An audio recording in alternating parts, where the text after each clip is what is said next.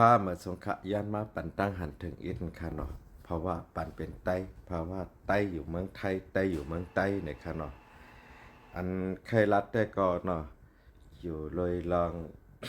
ว่าเป็นแห่งการยานเมืองในเมืองใต้ในเมืองมาเหตุการณ์ในเมืองไทยเนี่ยอันเจอพาสปอร์ตอันว่าจะเป็นสีเขียวสีเหลืองพอเดมือขึ้นเฮาเลยเจอพาสปอร์ตย้อนไว้ครับห้องนายจ้างละสังอันนั้นก็ย้อนไว้รับรองสถานทูตละสัง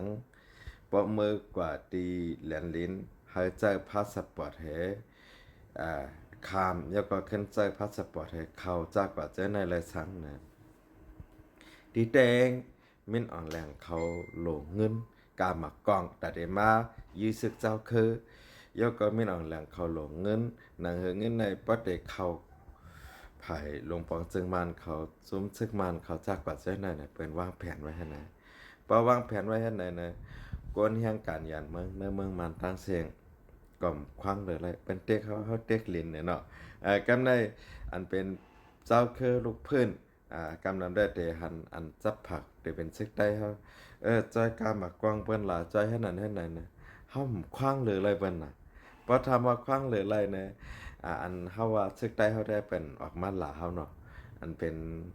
กวนจับผักซึกได้เฮานั่นได้ออกมาหลาเฮาจอยให้นั่นให้ไหนเปิ้นหลานะดีได้เจือนเขาจับผักซึกได้เฮานั่นน่ะเขาหลอกว่ารัดซึกได้เฮาเมื่อเดี๋ยวนี้อ่า หลวงปองจึงมันได้มีเงียนแห่งการยันเมืองกูผายกูตั้งเฮ้ยจอยลัดไรสุดใกล้กว่าในปีโตมนั่นก็กว่าจอยลัดเจอเขาแค่คาแค่หมายถึงเจือนจะผักซึกได้เงินเนาะอันเป็นใจซึกได้เหว่าหังคนในเมืองไทยมันคว้างหรือเป็นไรเนี่ยคนมาเหตุการณ์เมืองเป็นวางเป็นใจจังเหตุการณ์อะไรเหตุจังนั้นจะมีมคว้างหรืออะไรเป็นน่ะกำในเพราะว่าชักได้ประเวณนั้นแต่นั่นนะ มันมีอยู่รู้แดนฟ้องสอสอนะกว่าจอยลาดเขาหรอเขาคาเจออยู่เมืองไทยในเขาขายเช่นอ่าใครเสียงเห็บยาค่ะเนาะกล่อมคว้างเลยไรเปิ้นกำในประเมือกว่าในไรย้อนไว้รับรองสถานทูตดีมาแน่นะครับไรเสียภาษี1 เหรียญใน150เนี่ยเนาะ1 เหรียญ150เก็บมาตั้งแต่เมื่อปี2 เหงเช่า 22 23แนวครับคาร์บอนวัดอะเมื่อแล้วในโต๊ะกู4 เหง6 ปาก 50คันเนาะเขาขาดแต่เลยปันเตียนเขาขากว่าย้อนไว้รับรองสถานทูตเดือมือกำในกาย้อนไว้กาขน2 คาดที่เขาขำเลยเสียงภาษีเสียงขวัญกันก่อนครับกำในตัดได้ก่อย้อนไว้รับรองสถานทูตในป้อมหมอกก่อย้อนหังก้อยในก็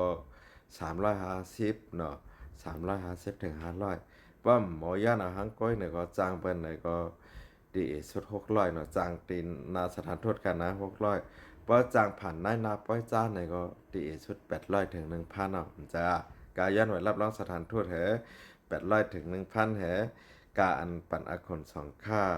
4 เหง6 ปาก 5 คันเนี่ยคำปอกกว่า5 เหงปากำในมือตีวีซ่าออกหน้าลานว่าตีเอาห้างก้อยในมือขายามมือนั่นละเสียงพันค่ะเนาะตีหนาลานนั่นค่ะนะเยาก็ทำขึ้นกว่าเสียงการถ่ายรูปแทง100 หรือ 50หมดนะเป็นกว่า1,050กำในปกติขึ้นคามโคนะตีคามโคนั่นคาลัดอันเมื่อขายามป้อนมากกันค่ะนะเตียนตีคามโคนั่นเสียงแทง100 หรือ 50หมดในแกปอใครอยู่ตีหิมจำเหง2 ปากก็ตีแลนลิ้นตีในเมืองไทยในปอใครอยู่ตา6 เหงอ่ะกำในปกติขึ้นเข้ามาตีแท็กตาวีซ่าให้เข้ามาขึ้นเนี่ย นั่นแดมกาครับเมื่อขายามตีนั้น150ถึง200ค่ะนะขึ้นรักษาวีซ่าขึ้นเข้ามาอย่าก็ขึ้นไล่ไหวรายงานตัวมาซะนะเอออันตาเดมือในแกอันไล่ปันเงินมานเขาภายลาวากาเขาภายสถานทูตเขาให้ตั้งอันตีแลนเลยนะเพราะอยู่ที่6 เหงปลาย7 เหงแล้วค่ะแต่มือค่ะนะประมาณนับเงินมานค่ะลงมาแล้วเงินมันลงในใครถึงหมอก7 แสนเนาะกำในอันจับไผ่ซึกได้เฮาแฮมาหลาเฮาคาเจือนเฮาคาเฮ็ดการปั่นแห่งการได้ค่ะเนาะ คำมาหลากาวากาเป็นเนี่ยก็ดีแตงได้นะตับหลมาหลาคาก็เลยเยอะก็พึกตัวเจ้าเก่ามาให้มาแตนตีคาในแหเอากลางโปเลยคาในในแค่นลีแทงตั้งคณะตับหลมาต่อยอดตีคาคานะเหมือนอังคาในคามาเป็นลูกจ้างบริษัทฮานะค่าอยู่เนื้อกล่องมันนี่ค่าก็มีเงินเลยเนาะ1,30,000เยอะก็มีเปอร์เซ็นต์แทงให้นะเจืออันจับไผ่ซึกใต้เขาอันฮักใต้เขาหนาอาลา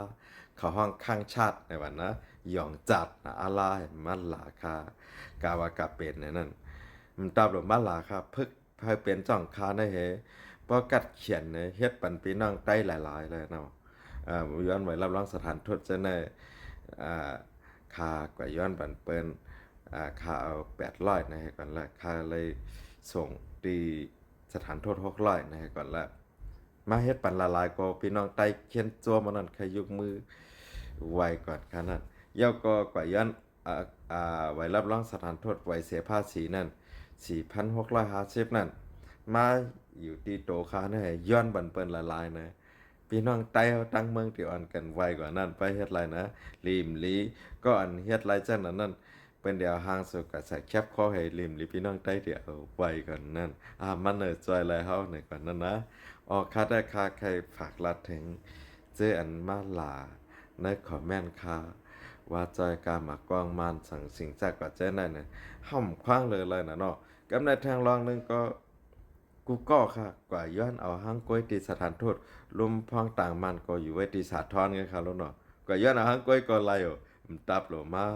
คอมเมนต์ให้หลาคากาวากาเป็นค่ะนะยก็คาก็เงินจอมเจออันข้างชาติอันหยองจาดเฮเป็นอย่างก็ใครหลาเป็นอย่างก็ใครหลาเนาะตอนนั้นนางยิงไต้กอง